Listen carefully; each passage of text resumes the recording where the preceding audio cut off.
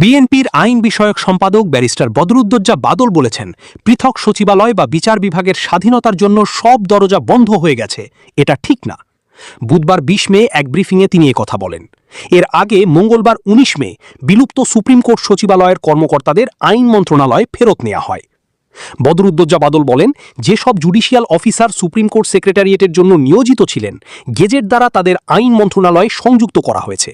এটাই স্বাভাবিক প্রক্রিয়া, কারণ যেহেতু অর্ডিন্যান্সটি আইনে রূপান্তরিত হয়নি, পার্লামেন্টে পাশ হয়নি, সেহেতু ওনারা এটা ফাংশন করেন কিভাবে? সুতরাং স্বাভাবিকভাবে তারা মিনিস্ট্রিতে অ্যাটাচড হবেন, পরে তাদের বিভিন্ন জায়গায় পোস্টিং দেয়া হবে। তিনি বলেন, এর মনে এই না যে এই সেপারেট সচিবালয় বা বিচার বিভাগের স্বাধীনতার জন্য সব দরজা বন্ধ হয়ে গেছে, এটা ঠিক না। কারণ সেপারেট সচিবালয়ের বা বিচার বিভাগের স্বাধীনতার বা সেপারেশনের জন্য যে সমস্ত বিষয়ে বিএনপির বক্তব্য আছে, বিএনপি বড় স্টেক হোল্ডার। ইতিপূর্বে যে কমিটি ছিল, সেই কমিটিতে বিএনপির কোনো প্রতিনিধি ছিল না, যার ফলে বিএনপির তরফে যে বক্তব্যগুলো, সেই বক্তব্যগুলো আসেনি, এবং যার ফলে বিএনপি মনে করছে অর্ডিন্যান্সটা কম্প্রিহেন্সিভ ছিল না। কাজেই এখন পার্লামেন্টে পরবর্তীতে বিএনপি এটাকে কম্প্রিহেন্সিভ বিল আকারে আনবে এবং এটা পরিপূর্ণভাবে কার্যকারিতা লাভ করবে। এটা নিয়ে দুশ্চিন্তারও কারণ নেই, এ নিয়ে ভিন্ন রকম মন্তব্যেরও কারো কোনো প্রয়োজন আছে বলে আমি মনে করি না।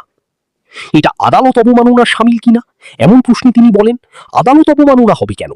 সংসদে এটা এখনো পাশ হয়নি। বিএনপি তো বলেনি যে এটা আর করবে না।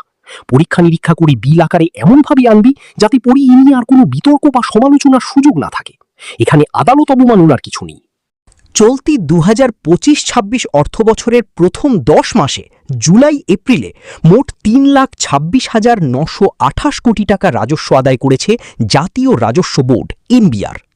বুধবার ২০ মে এই তথ্য জানিয়েছে এনবিআর। এনবিআর জানায়, আগের অর্থবছরের একই সময়ে রাজস্ব আদায়ের পরিমাণ ছিল ২,৯৫,৬০১ কোটি টাকা। ২০২৫-২৬ অর্থবছরের প্রথম ১০ মাসে আদায় হয়েছে ৩,২৬,৯২৮ কোটি টাকা। এই ১০ মাসে রাজস্ব আদায়ের প্রবৃদ্ধি হয়েছে ১০.৬%।